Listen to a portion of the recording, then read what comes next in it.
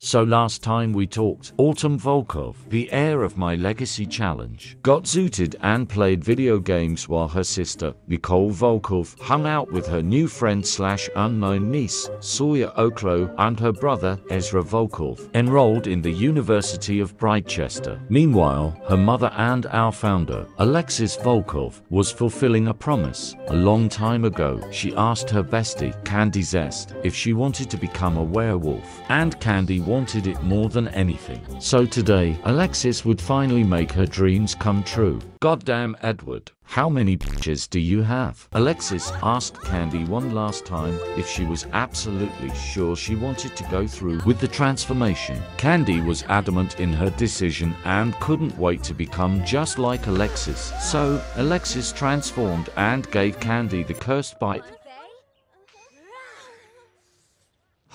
Candy as a werewolf. This should be interesting. Christopher went outside and introduced himself. His wife had told him a lot about her and reassured her that if she ever needed any werewolf advice or help, that she would be welcomed into their home with open arms. Isn't Christopher the best? Then, Lily Zhu came out of nowhere and started running her mouth to Alexis. Aren't you 1 foot in the grave anyways? That's right, Chris. Put that delta in her place. In Windenburg, Mason Meshram waited patiently for his new client, our heir Autumn, to arrive. She was absolutely dying for a fix and needed to set things straight with Mason. She told him that Ezra could never know that she buys from him. She also pointed out that if Ezra ever found out, their friendship would be ruined forever. Mason understood this completely and didn't want to do anything to mess up his relationship with his new best friend. He promised to keep his mouth shut about the whole ordeal. After not having any Coca-Cola for over 24 hours, Autumn decided she was going to let loose and have some fun. She went to a nightclub in Magnolia Promenade, of course. She immediately ran to the bathroom to do some Coca-Cola. But that wasn't all she was doing. She had bought something else from Mason, some bars, and combining the two made her feel like heaven.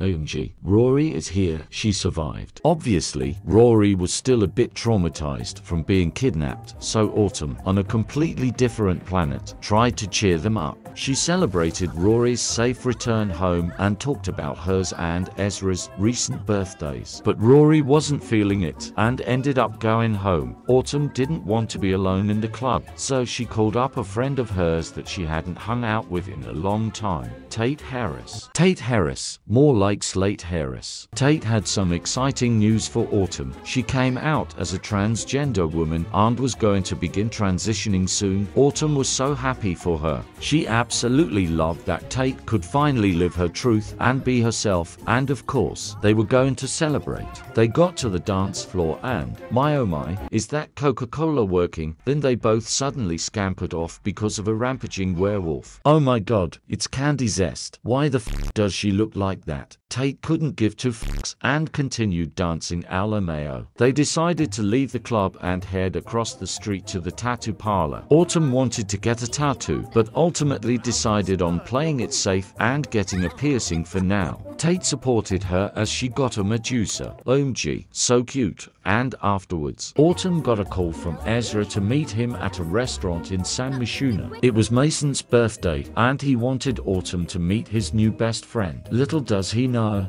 Let's see what happens.